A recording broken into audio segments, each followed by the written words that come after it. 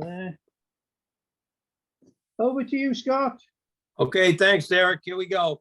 All right, so this is a new Brook Trout pattern that I came up with over the winter.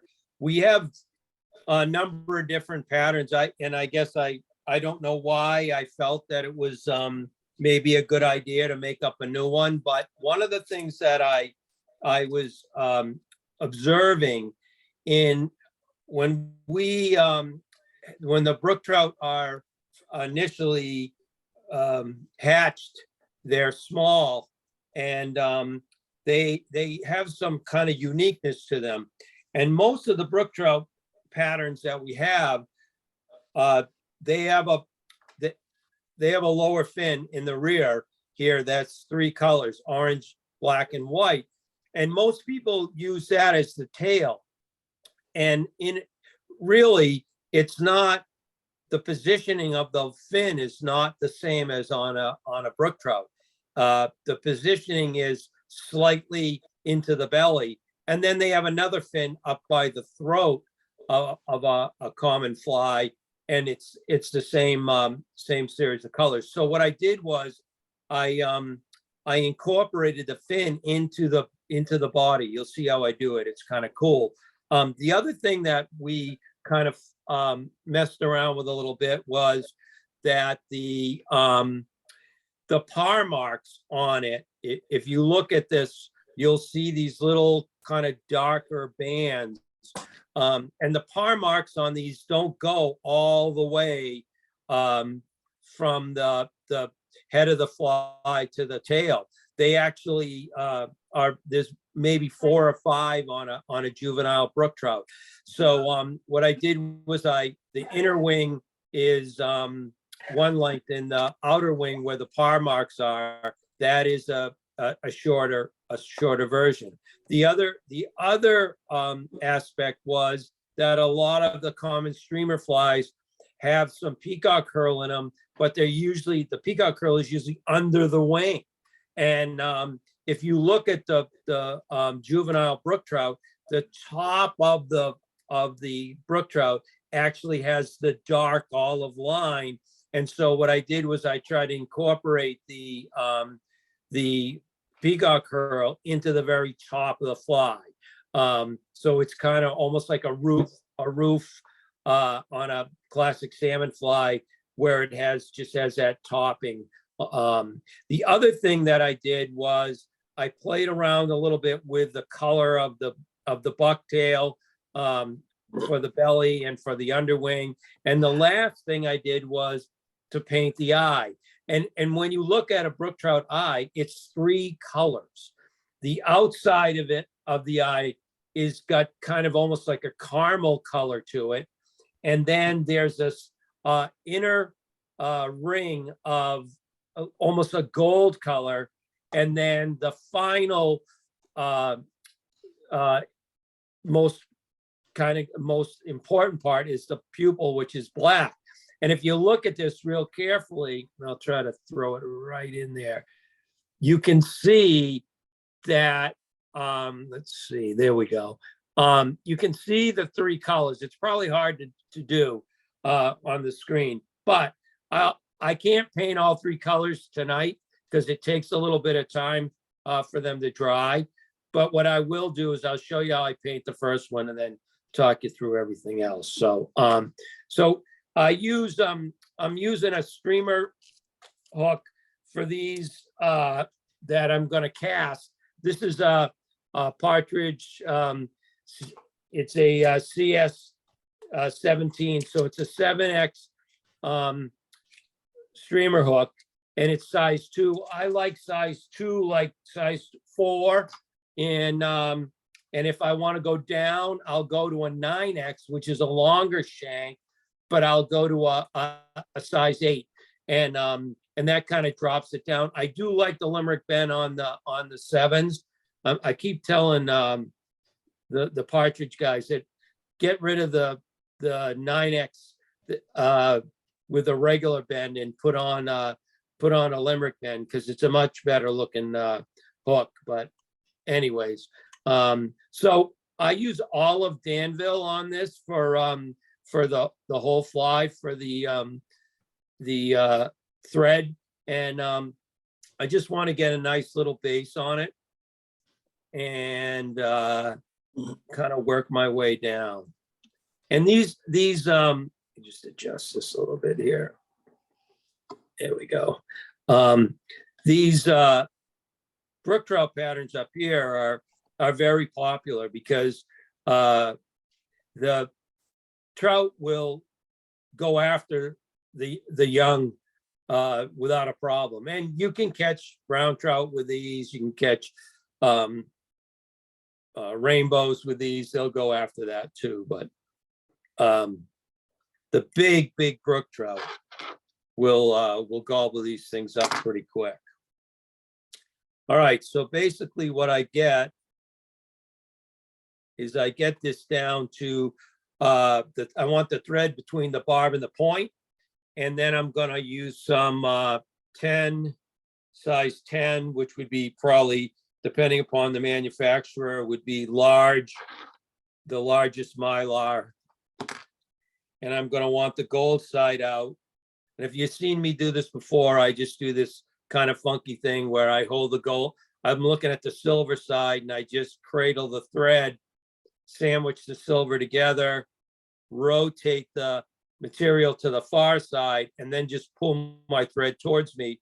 And what that does is it tucks that that material right to the side, and I don't have to play around with it too much.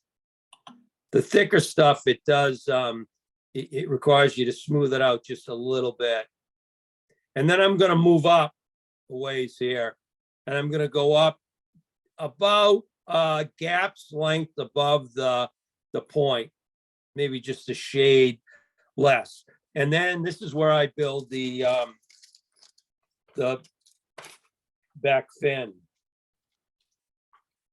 So I'm going to start, and I'm using the hen from Ewing because it's softer and it gives you a little bit more movement in the water. And so I'm just going to take a little bit of hen, maybe a quarter of an inch or so of hen, straighten the tips, and then just pull up the feather away. And there's my little bunch of the first layer of the fin. So I get 1-2 turns on it, and then I'm moving to the black. Same stuff, black hen.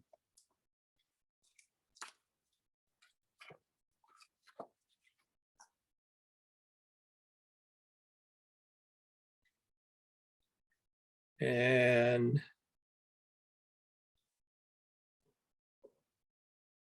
I lay that. So I'm going to take one wrap off. I put 2 on to hold the orange. I'm going to take 1 wrap off, and I'm just going to advance my thread right in front of the last wrap. Then I get 2 on it, and I'll do the same thing. I'll take that second wrap of black off when I put the white on. I'm just trying to minimize the bulk on this as I build it, because the fish don't really, I don't think the fish notice, but it keeps me awake at night if it's got a big bump there. And the one neat thing about hen is the hen compresses really well. So I take 1 off, and now I got the white. So now the hen really compresses. Now, if you look at that, you got the 3 distinct colors there, all right, that make up the fin. And then I'm just going to try to work my way up. Now, once I get a few good wraps in, then I'm going to just go in and try to trim off some of the curlies that took a little bit of that stem with it. And I don't get too crazy doing that, because one of the things that I have to be really careful of here is I don't want to have a big difference between the diameter of where I tied that hen in and now that I'm onto the bare hook, which I have a little bit of a difference there. And I want to be able to build that up a little bit. And so one way of building that up is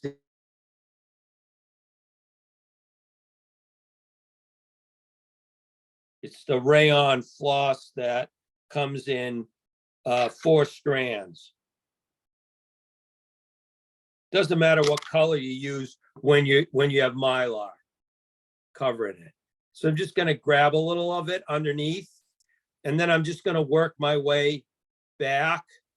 And this little red 2 strands of the floss is going to kind of build up a little more bulk and even off where I tied it in. And you can even go back over. So you're really looking at what essentially would be 4 strands.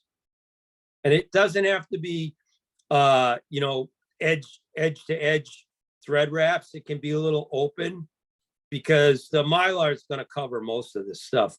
It's not going to really, you're just trying to minimize the bulk between where you tied in and that shank, because that's the one thing. If you have a big drop there, that's where you're going to get like a pucker, or you're going to get a crease in your Mylar. And, that'll lead, in the end, that'll lead to the fly kind of falling apart a little bit.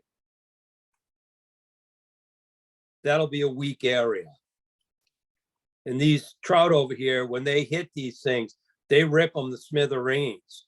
A lot of us will, when we tie these streamers with Mylar bodies, we'll coat the thread, put them up with varnish. We'll put the Mylar on and then coat the Mylar 2 or 3 times with varnish just to make sure that we got it built up. So there we go. That's kind of built up. There's not a lot of difference there. Maybe see a little slight one, but when I wrap this, it's gonna cover it. And I want to be mindful here. I'm gonna have an eye, so I want to leave myself a little room for that. I'm gonna have another fin. I'm gonna have belly of the bucktail. So I want to be back. If you're looking at this, I want to be back a ways, almost 2 good eye wisps back, so that I have room to add all these pieces and not build up too much bulk, and have it all up at the front. All right, so now here comes the fun part. The first couple wraps, you're gonna start to move the fibers of the hen away from the body. It takes a couple, and there's an old pattern called the Chief Nidaba, which has a similar fin in it.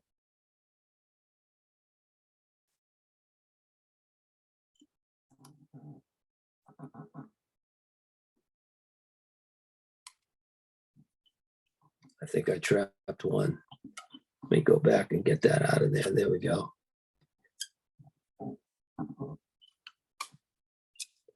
Okay, so that's all leveled up, perfect, tucked right in. Now I'm going to come around.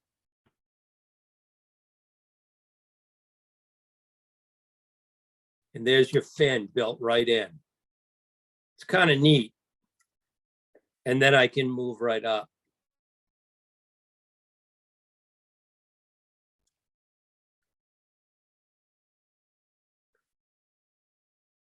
And people always are asking me questions like, how do you decide how you're going to build a fly and different things like that? Well, on this one, I actually had some really good photographs of some small brook trout. And I spent a lot of time playing around with the wing and you'll see the wing has got a really unique coloring to it. We had these wings dyed special, these feathers dyed special. They were actually a mistake. And then I'm like, hey, these are really good. Let's try something with it. So as I do with most of my patterns that I tie, at this point when I have floss or mylar, I always tie it off with a security whip finish of 2. I like it. It just makes it so it's not going to come undone. And then I can just hit it with a little bit of varnish there. Okay, now the next thing. I kind of agonized on this because when you buy bucktail orange, it's always hot orange and it's really bright. And when you look at these little brook trout, they're muted. The orange is muted. It's not really intense bright. The fins, yes, they can be intense, but the underbelly, it's kind of like a bit of a muted orange. So I went and looked around and finally found a guy that would dye these a muted orange, not a hot orange. And I'll be honest, I've got about 10 fibers here. And I'm going to get it down to about 8. And what I like to do is I just like to spin them a little bit. And I'm going to just blend this into the tail. And I always trim before I tie in my bucktail.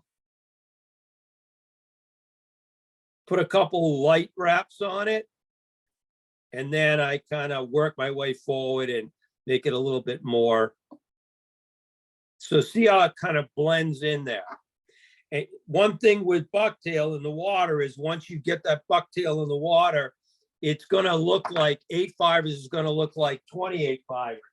So you have to be careful that you don't overdress it.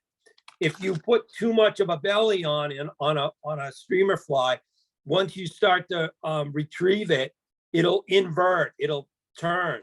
And because the weight on the bottom will want to flip it up. Then I'm going to put a little bit of bucktail on the top, about the same amount, and it's olive. Now, I have a friend who's got and I think I might have done the pattern for you guys a while back. It was the Bozebuck Brook Trout, and he likes to use the olive that is the brown on the bucktail. It just is a little bit thicker. It's got a nice coloring to it, but I find that it's too thick. It overdresses this fly. So I'm doing the same thing.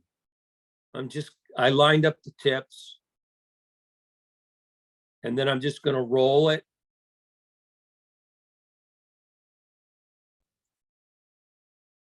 And lay it in. That's where I want it. Take out that one piece. And one of the other things that a lot of streamer ties will do, they can do it 2 ways. You saw me after I tied it in, I put a little head cement on. You can also put the head cement on before you tie it in. And it helps compress everything.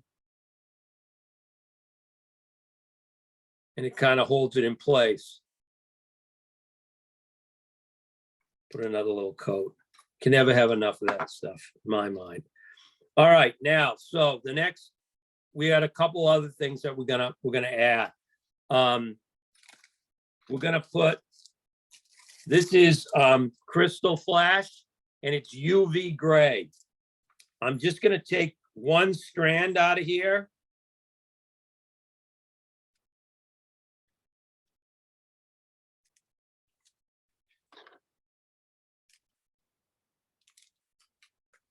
And I'm going to put this in the wing, in that top wing, underwing. So I got 1, 2 strands. That's it. It's in there.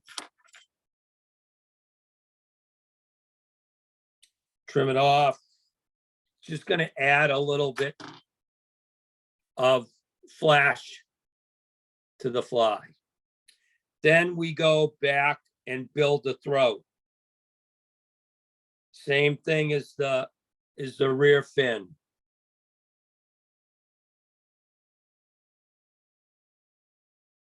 It might be a little long.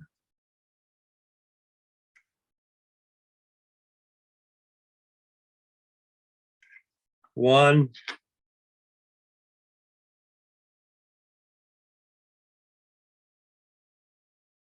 Black.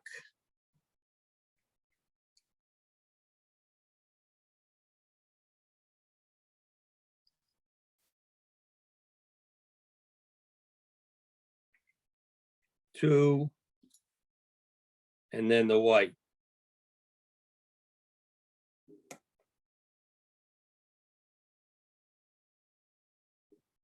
So there's my throat / front fin.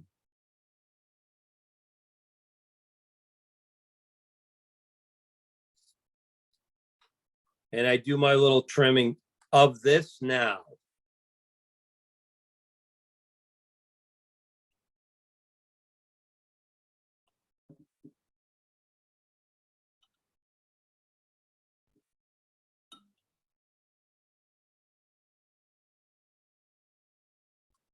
Okay, now I'm going to kind of lock it in.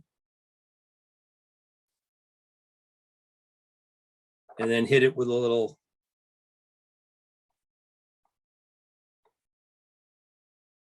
Perfect. All right, now wing. The wing's made up of 2 different colors. One is olive and one is this. This is a grizzly and it's bleached. And then they dye it olive. And it, like I said, it actually was a mistake. They sent me one of these. They had been dyeing some grizzly, bleaching some grizzly, and they bleached it. And then I guess there was a little olive. They were dyeing some olive as well. And one of the grizzly got put in. And they sent it to me. They said, "Oh yeah, we made a mistake." I'm like, "No, this is good. This is really good because it's got a really cool color. Instead of the grizzly being black, it's really almost like a tan brown, and it has a real earthy color, which is something that kind of lines up with this pattern. And then I get 2 straight olive ones, so they're just an olive saddle. Take 1 from each side. And I played around with this. Originally, I had 2 olive on each side, and then the grizzly. And what I found was that the darker olive, when it got wet with the olive bucktail, really muted out the par marks. It just overpowered everything. So I went to one olive on each side. And so what I do is I measured that. This is my template. This is my first one. So that's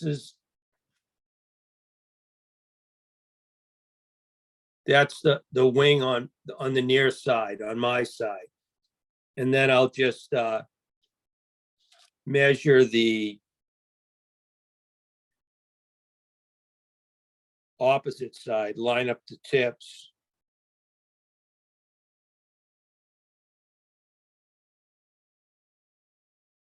And then just wick this one. So there's my olive wing. But like I mentioned before, I decided that the grizzly needed to be a little bit shorter because it really only wanted to show about 4 or 5 par marks.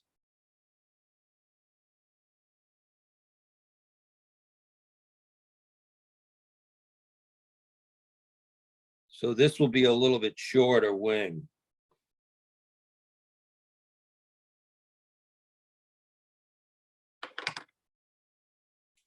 So if you look, you'll see the difference in size, right? Length. You could also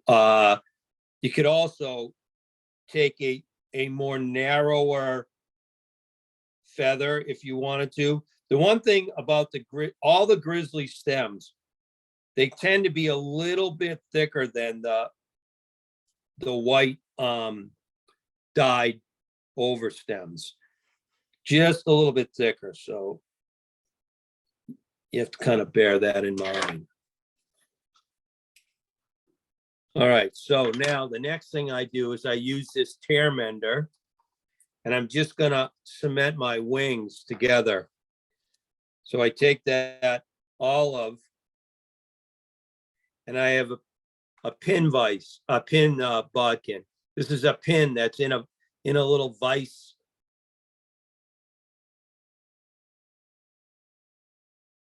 I'm gonna put a little bit on, and I'm gonna roll it with just a little bit on the stem. You can see that white. And then I'm just gonna lay that olive right on top of it. So there it is. And you can see a little bit of white in there where the Tearmaster is. By the time I tie this in, that's gonna be gone. It's gonna have dried. I do the same thing for the other side. Where'd you get the Tearmaster from, Scott? So it's just you can get it on Amazon.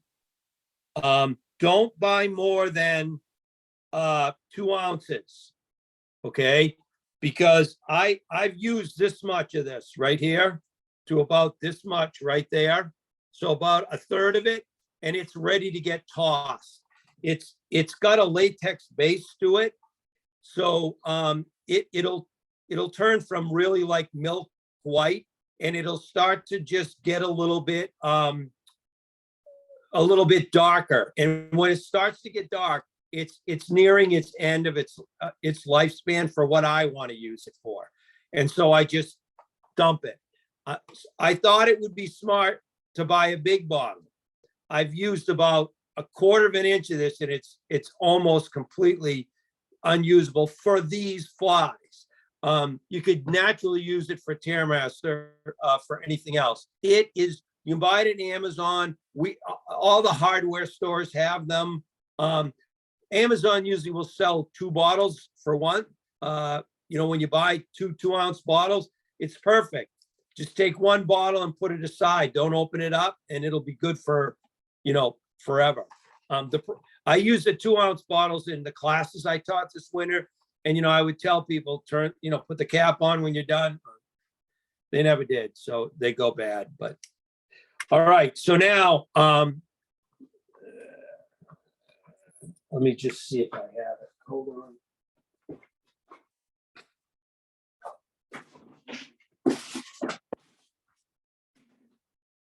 I'm teaching a class at the college on streamers, so I'm back and forth with all my stuff is in all sorts of different locations so that I can be on the move. And I can't find my tires wax. It's got to be underneath the iPad somewhere. So here's just a little wax, and I want to hit that thread with a little bit of wax before I tie the wing in. Now you could put Tearmaster on this wing if you wanted to.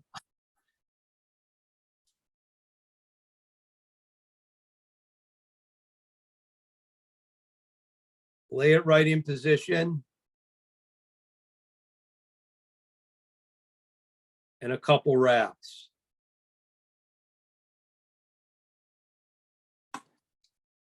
And that's what I want. Just like that. Now, this is a little enhancement. When I first started, I didn't use this, but one of the things that's in the brook trout, when you look at them in the water, is there red spots. There's yellow spots as well. And what I decided I would do is take a little bit of crystal flash in red and run it along the side of the wing.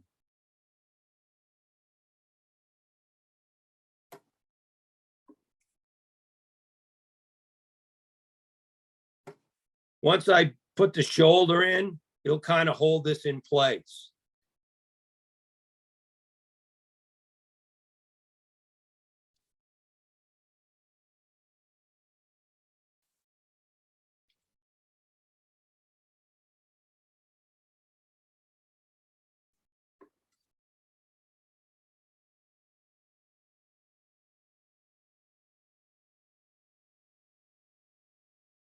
I run it up the other side.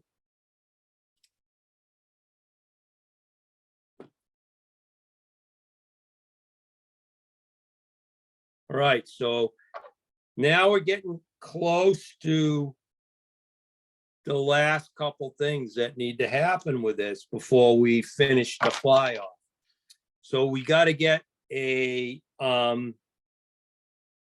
shoulder, and I'm using wood duck, lemon wood duck, because when the lemon wood duck goes and blends in with the wing, it gives it more of that kind of olivey color that you would see. A lot of times you'll see the brook trout actually have right behind the gill plate, it'll be almost solid olive. And like I mentioned before, when I started and tried using multiple three feathers per side, it made it too olivey. And by using this shoulder, it gives it that kind of solid olive gill plate look. Hey, in the end, it's up to the fish. It's got nothing to do with me. So, but we like to think that we have something to do with making this work. So there you go. There's that shoulder on that side.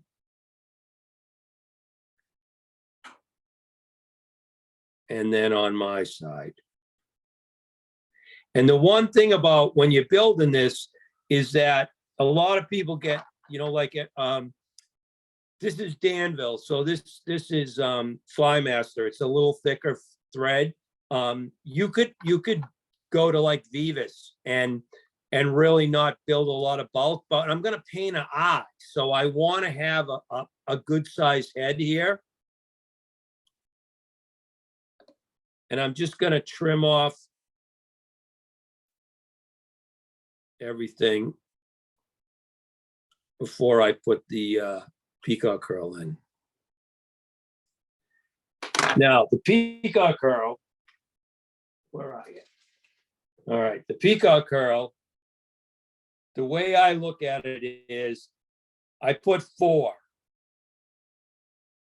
on these smaller flies. If I was going with a 9X hook, I might put 6, because it's survival of fittest with these things, right? The minute the fish hit this is going to be the most vulnerable spot. The peacock, the weakest, the tips are the weakest. And I just measure it. So it's a little bit longer than the wing. And I lay it in.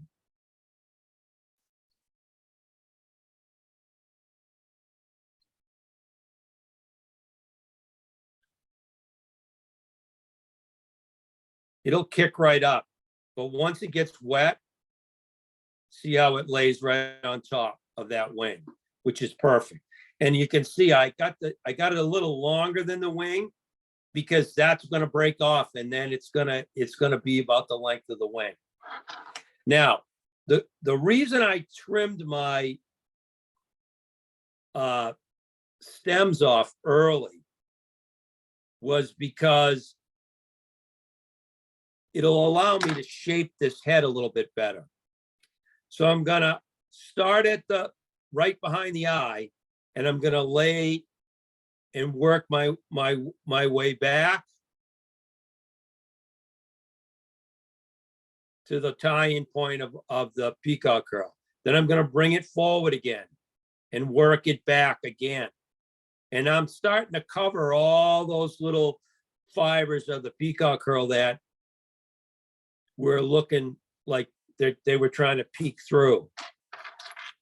Then I bring my thread to the middle of the head. I do a 3-turn whip, snug it, and another one. And I'm advancing my thread forward when I build that whip finish. All right, so there we have, and my red needs to come up just a little bit.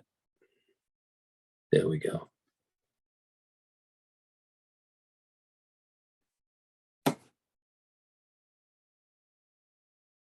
Once this gets wet,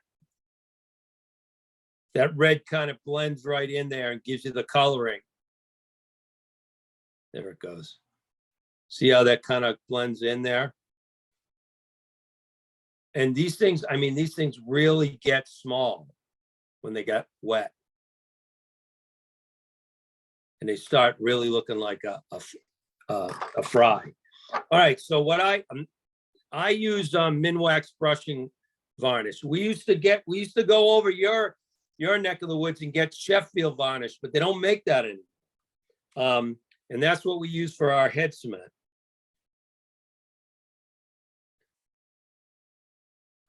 And so what I have is I'm the mad scientist of head cement. Everyone laughs at me. I have 50%. So I take and I cut it with thinner, 50. Then I have 75, and then I have about a 90. The 90 will make its way to 100, you know, just by evaporation. And then I start to cut this. But I'll have 3 bottles, maybe. Sometimes I even have a couple. Just these are 50 right here. There's nothing to them. But if you look at that, I just put 50% on there. That sucks right into the thread. Nice base, and it goes all the way in, and so it's locking all those stems in place. And then we give this a minute. I'll hit it with this will dry pretty quick. So what I do is I have a series of, when I paint an eye. So a lot of people paint eyes and they do all sorts of different things, right? They have they'll take their bodkin and dip it. They'll use a toothpick and they'll dip it. They'll do there are some people will take drill bits and they'll use the non-business end of the drill bit because it's got a little smooth shape to it. And they'll have several drill bits to give them the different size eyes. But what I really like to do is I get, these are cotton tip applicators. They're 6-8 inch long applicators. They're like big, long wooden Q-tips that it used to be in the day when if you had a strep throat, this is what they used to culture you. Now they have some other crap that they use. But these are really neat. These are perfect. These are the exact size of the outer eye when I paint them. And for me, I can control the paint so much better on the wooden stick than you can on something that's metallic. And what I do is I just I dip it, I'll paint the eye, and then I just wipe a little bit of the paint off on a paper towel. And so this would be for the outer eye, the caramel color, this color. And then the next thing I would do is I would get a toothpick. And these toothpicks, what I actually do is I cut the ends off. And so I get it to about where I want it for the size. And then that becomes the next color of the eye. And then the black is a little bit on this one. When I would do the black, it's a finesse job. So I kind of painted in it because it's a big black eye. It's not tiny. It's not a tiny pupil. It's a big, on these brook trout, it's a big one. So I kind of hit it once and then tap it again. And if you do it right, basically what you do is I turn the fly on its side like this, and then I come down and I'm stabilizing one hand with the other, and I just hit it. So let's see if I can do it.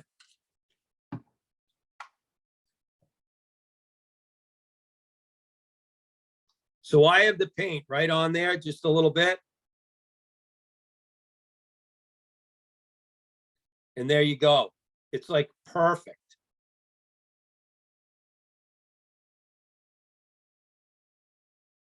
I cleaned it.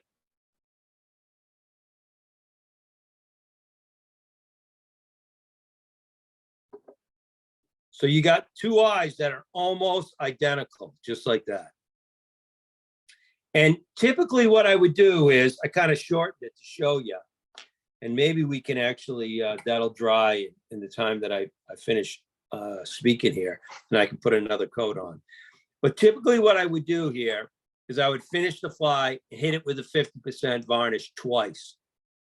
I would remove it from the vise, put it to the side, and then in about 10, 15 minutes, when that varnish is really set, I go in with the 75% and I hit it again. What I'm trying to do is alleviate any of the ability to see the thread wraps. I want that to be kind of smooth. Painting the eye when it's smooth is a lot easier than painting it when it's got some incongruencies. So basically, and you can, I know people will take those UV torches and they'll try to speed up the paint. But this is just acrylic paint. We get these in the craft stores. This is like $2. And it'll last forever. We used to use enamel. Waspy used to make this enamel. It's like a lacquer, right? This stuff was great, but it hardens up. You never get to use any of it before it's a joke. And then I have friends that use nail polish, and they like the nail polish as well. It's all up to you. I just find that when I use the acrylic stuff, it dries a little faster. It's not overly shiny, and I can get the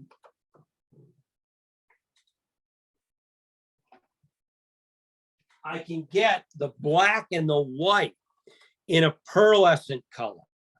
So if I want it to be shiny, I can use this pearlescent. And a lot of the smelt patterns that have painted eyes, this is what you use for the eye, the pearlescent. It just comes out a little bit better. Let me see. Okay, so this is dry, or dry enough for me to put the second eye on.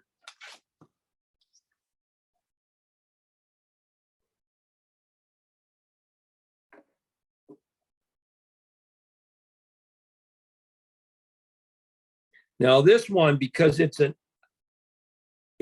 outer, I want a little bit of the ring of the caramel to show.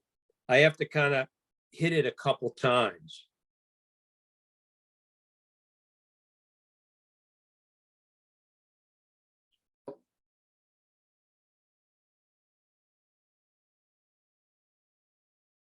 And this is really kind of a cool thing. I have friends who tie flies and paint eyes on them, and all they do is paint and take a paper towel and wipe it off. They spend the whole time farting around with the eyes because they just don't have the confidence to hit it and get away.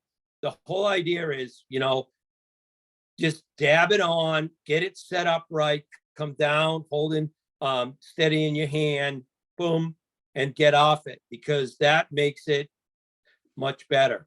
So there's one more coat would be the black. And I would use, I would use the black pearlescent that I showed you. That would finish that that eye off. Then what I do to strengthen that is now I'm going to finish the head. I'm going to put the head a little bit more lacquer on. I'll put a coat of like 75 on it and let it dry. And I'll come back the next day and I'll put 100% on it. That eye is going to last way longer than the rest of the fly. It won't break down. It won't fall apart. It'll stay right there. And a lot of times, like, you know, not because we haven't really tested this pattern, but there, some of the flies, streamer flies that I've tied for you, demo, that the guys will tell me they're trolling that fly and they catch something. They catch a salmon, and the salmon rips the mylar or rips the floss, just shreds it. And they'll say, after that happened, that's when I caught the most fish, because the fish look at it. They're very, they like to come up and hit it, and then they come back and they'll, you know, try to injure it and then come back. And if they see something that's injured, they'll go right after it right away. It's weird how that happens, but it works. It's a big deal, especially with salmon. You know, I had a salmon last week, and the fly I had was one from last year. It was kind of beat up, and it just came up and smacked it because it didn't look like it was, 100%. And I was trolling it in the prop wash from the motor, so I wasn't even 20 feet out.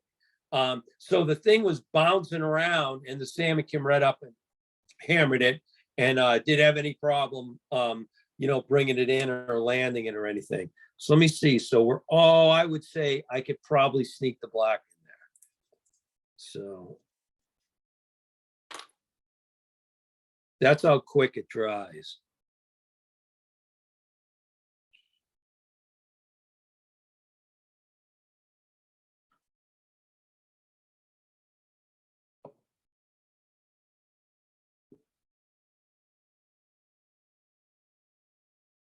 There you go. You can see that black is a little bit bigger than a normal smelt eye would be. But then when you look at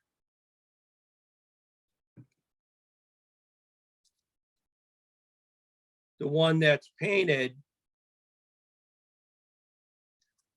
with the varnish on it, you can see how smooth it is, and it really looks like an eye. I mean, it really, when I was building this, one of the things that I really tried to do was I had the computer with a picture of the a baby brook trout, and I had the iPad on this side with a different picture, and I just kept trying to go back and forth between them and build it.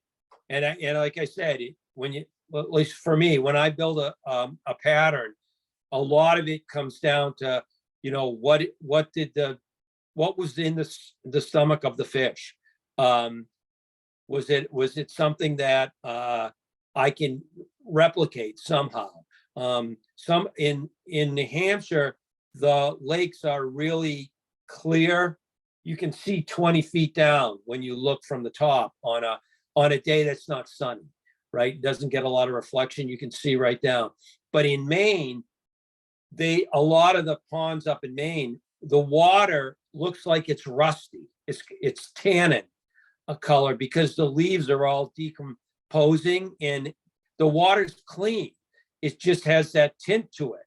And so what happens is when the bait fish are in those tannin ponds that have that rusty color, they take on a real dark color on the top of them. So I would switch from the peacock herl to like a black ostrich herl if I was tying the fly for up there. So it's kind of a, it's a scientific experiment. In the end, it's up to the fish, whether they take it or not. But if you can get close to what they're eating for the streamers, you got a better shot at getting them active. They're gonna, when we fish these, like we'll have, like, this is a good example. This is a 9X.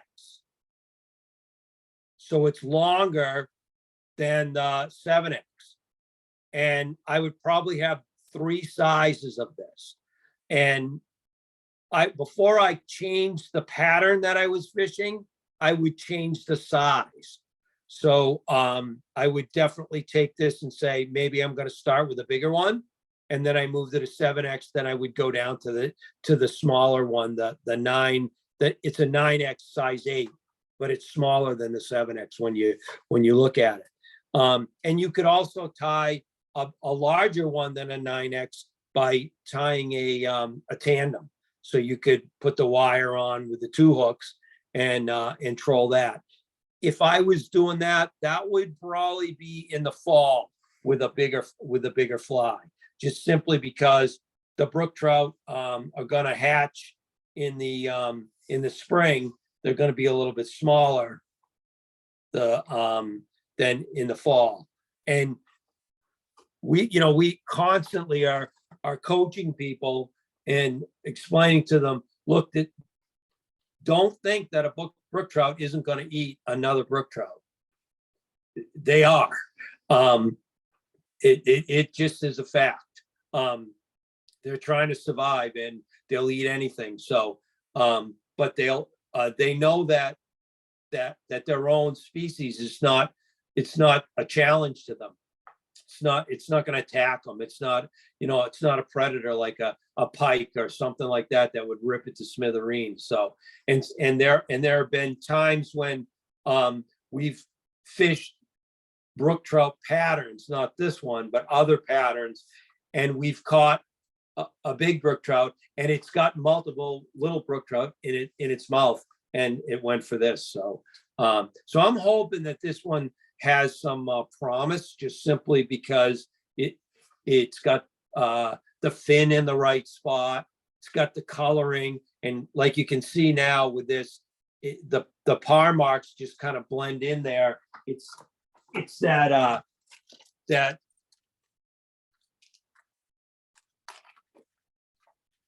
grizzly, when they dye it, when they bleach it, it just takes the black out, and the black bars turn kind of brown. It's a great color if you're like if you're tying sea flies for the ocean. It's got that kind of crab look to it, tan sandy bottom type look to it. But then when you add that little bit of olive to this, it really enhances this, makes it really, really nice. It's a, you could use this for a lot of different patterns, not just a brook trout pattern. Olive is a good color for, a lot of guys will fish late in the like right when it's getting dark for brown trout. And they are always telling me that the bright colors scare the brown trout. Like if you use jungle cock eyes, the brown trout don't really like that. they like the kind of muted colors. And so having a painted eye, having a, kind of a, no real, little bit of white, but not a intense white. When that fin gets wet, it kind of blends together. So it's not like violent looking, it looks real fishy. And so we see if it works, the UV gray crystal flash has been great. We've used less is more. 2 little strands, it's plenty. When the light hits it, it'll give it a little bit of shimmer. The red, it's not UV. It's just regular crystal flash. You could probably get away with a copper if you had copper, but the red colors are what the brook trout have, those little spots. And some people will paint red, yellow, white. They'll put dots of paint on the side. But I just think that the paint, it's a pain in the butt to do. So this is not a bad, I think this will be I think it'll work. But time will tell. Scott. Yeah. How and when do you fish these patterns? So right about now is when we would get into these. So the brook trout are going to be, they spawn in the fall and the baby hatch in the spring. And this is when I would be fishing this. Now, if I'm in a stream, this is when I fish it. If I'm in a pond or a lake that's got brook trout in it, then I can fish this all year long. It's just the depth of it, wherever the trout are going to be because of the temperature of the water. Scott, it's John here. When you tying the body, you tied some red rayon floss underneath, which you covered with your mylar. Why did you tie on the red rayon floss? Does it shine through? Yes. It's not going to show through. It's not the red was just when I put that hen in for the fin. Yeah. Then it was all bulky and where that fin was tied in. Right. And so what I wanted to do was keep it as consistent. Smooth. Yeah. And could you add any rayon floss? Do you have to use red? No. You can use whatever you want. I just had a piece of red on my desk, so that's what I use. If you were, let's just talk about this. If you had a floss body, right? Say you were using a pink floss body, you wouldn't want to use red because that would bleed through. Yeah. So if you have a floss body with ribbing, you're gonna use. I would just use the color floss that you're using in your body. If you're using black, it really is gonna make a difference. Nothing's gonna show through on the black. No. And when I use my bodies with the rayon, I use 2 strands for my body. I don't use all 4. But yeah, I usually keep a little couple pieces of. I had red here. You just had red there to hand. Yeah. The next door neighbor came moaning and groaning that he didn't have any flies. So I made him, this is a cool pattern. This one right here, let's see if let me get a little thing to hold it. Here we go. So this fly right here, if you look at it, it's really a simple fly. Yeah. It's a mini streamer. It's got 2/3 of the body is red, the rear 2/3, and the front is olive. And this fly has got a wood duck wing tied flat and a grizzly hen collar. And this fly is called the 88. And way back in the early 1900s, there was a guy that was fishing up in New Hampshire, and he caught 88 brook trout in one weekend on this pattern. And that's why it's called the 88. Some people will tie this a little bit shorter not in a streamer, but more of a wet fly. And they will also use, they'll use the Uniwire for the red, and then they'll use Uniwire in the front, the olive for the front third. I've always found that the streamer pattern works better than the wet fly pattern. And because I use sinking line or sink tip line, I don't need the wire. So I just tie it with a floss. Doesn't last as long with the floss, but I find it's a floss and yarn have a richer color in the water than the wire. The wire is just, it's so metallic. It sometimes I think it scares the fish.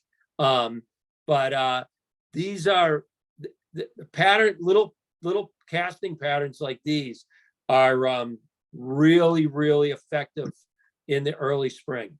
That 88 with that mallard wing, it reminds me a little bit of the Grizzly King fly, Yeah, which is, it's got the mallard wing shaped over the body.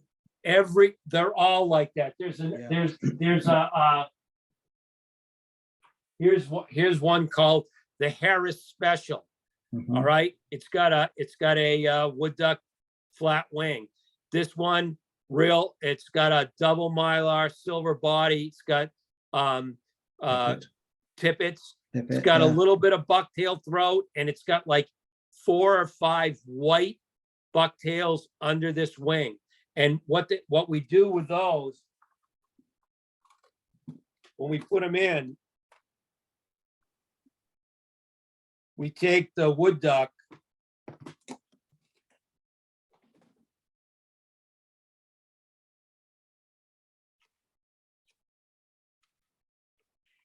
and we take that wood duck just like this, and we roll it.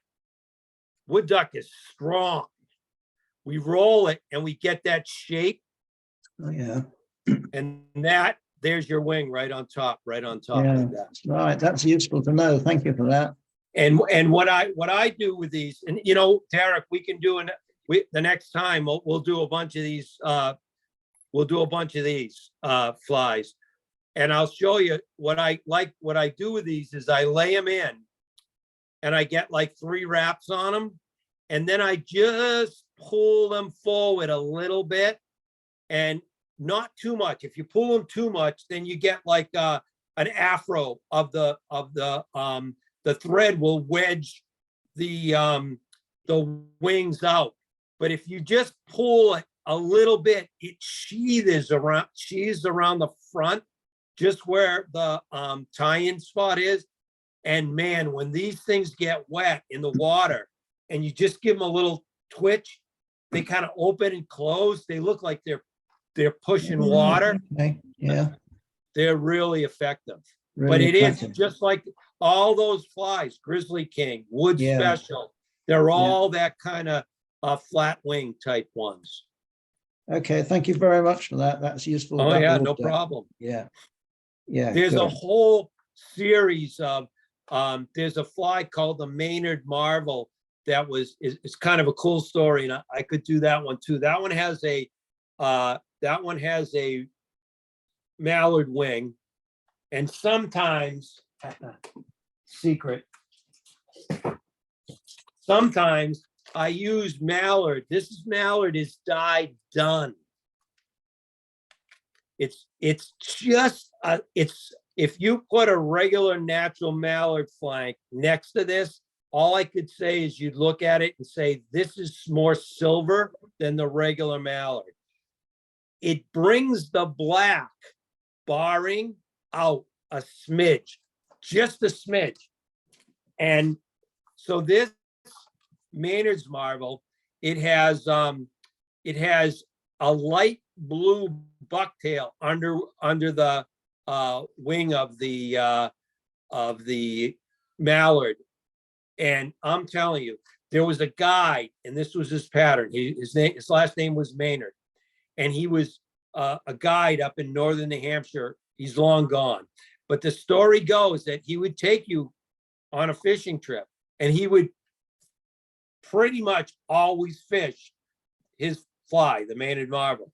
And when it was over, if you said to him, hey, can I have that fly? He would say, I'm going to give you a new one. And he would take back the one he was fishing with, and he would give you another fly, but it wasn't exactly the same. So he was kind of keeping his business going. Oh, I caught all these fish with my guide, but then he gave me a fly, and I guess I'm not doing it right. I got to go back to him. So he was the character. All fly tyers were all characters. So, any other questions? Thanks very much, Scott. I'm glad to be. I'm getting crunched because I started teaching this class at the college on streamers. Oh my God, these people love it. So I'm in the middle. I've got to add a couple things to my next class, so I got to do it later today. So I told Derek, I said I can't time more than one fly, but I'll come back and do more for you, Derek. I can do a whole bunch of those casting streamers. Yeah, of course you can. Scott, can I ask, sorry, Derek, can I ask one more question, please? Any. Do I gather this is not related to what, not to the tying session? Do I get the impression you live in Maine? No, I live in New Hampshire. Is that near Maine, or is that? Yeah, it's real close. I don't know the US states very well. I noticed you're using an HMH anvil vise. I think it's the first time I've ever seen one used on a demonstration. Yeah, do you so happen? Yeah, sorry. ahead. Do you happen to know John Larrabee? Yeah, very well. Can you tell him that John Sawtell sends his best wishes to him? Because I emailed him earlier in the year and I never had a response. So I hope he's okay. He's fine. John Sawtell sends his best wishes to him. I will. Thank you. Thank you very much. I'm one of the pro tires for HMH. So I'm so close to Maine. I drive over all the time and see him. Good. Because he came over to the UK and about 4 years ago, he came to the London Fly Fair, and then he was one at the BFFIs, and he came to give us a talk at our local branch about the HMH vices. Yeah, and since then I've heard very little from him. Yeah, he's doing great. John is really a smart guy. Yeah. Wait a minute. Let me just write something down here. Yeah. Okay. Thank you very much. Sorry, Derek. I hijacked the That's meeting all right. there. No, you're all right. Yeah. John Sawtell, SAW. I got it. I can see it. I can see it. You got it on my thing. Yeah. Thank you. So, anyways, John's really he's an engineer. He was a big reel maker, and he's a wealth of information on reels. But he's when I go over to see him, it takes me maybe an hour and 20 minutes to get to him. He's a great guy, and he's got this is a TRV. Yeah. So this part right here is very similar to what the law vice kind of set up. That's right. Yeah. And so I'll be real honest, because you're all fly tyers. I'll be real honest. This is not a bashing. I was on the pro team for Regal. I've tied on a Regal since 1964.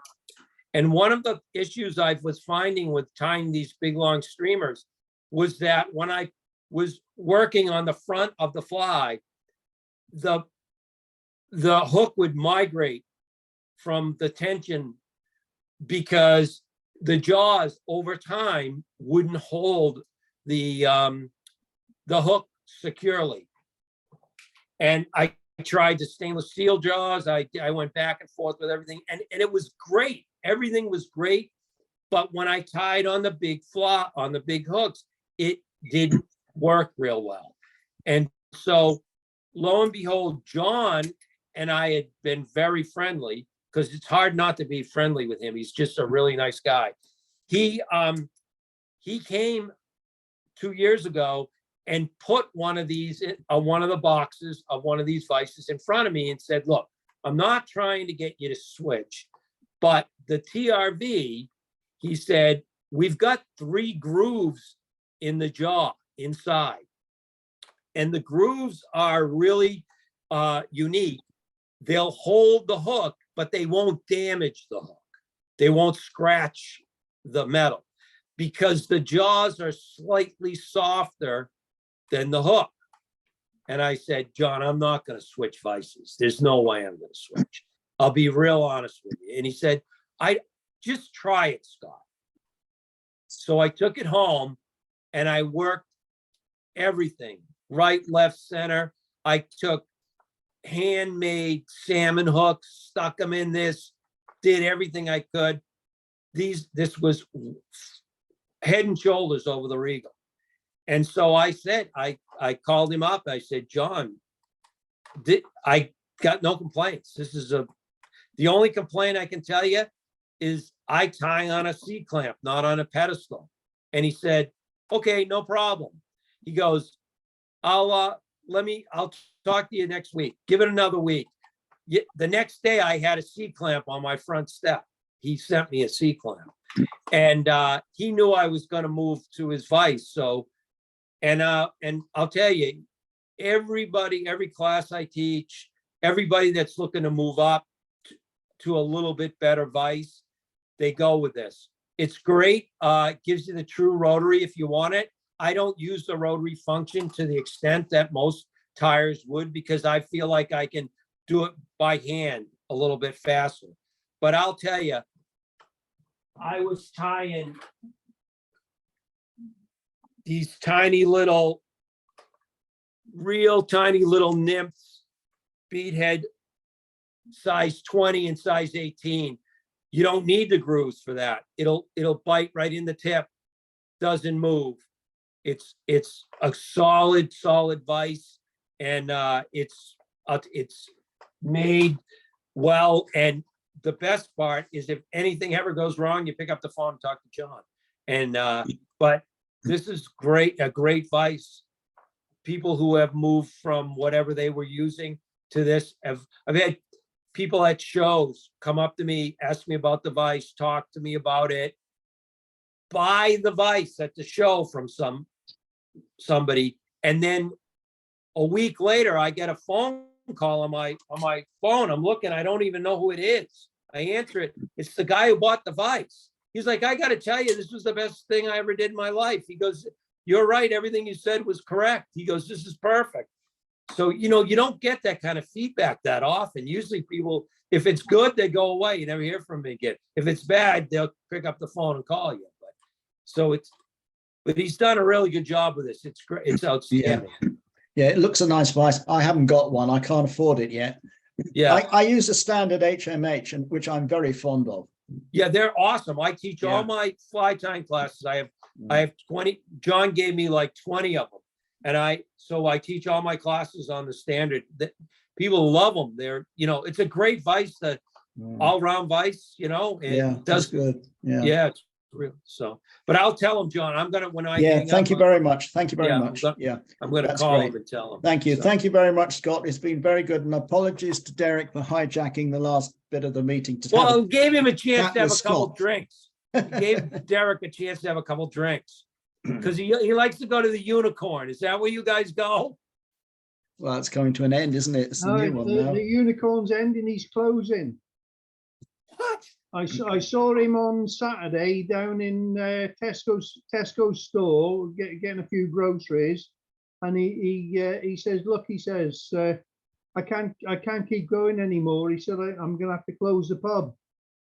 And he said, "I got to get a job." He said, "to keep myself afloat." So. This was on Saturday, so Saturday night, all day Sunday and all day Monday, I was looking at all addresses and postcodes for different pubs and clubs around Ludlow to get us a new venue. Oh boy, But that's too bad. Now, and Pete's happy about it, aren't you, Pete?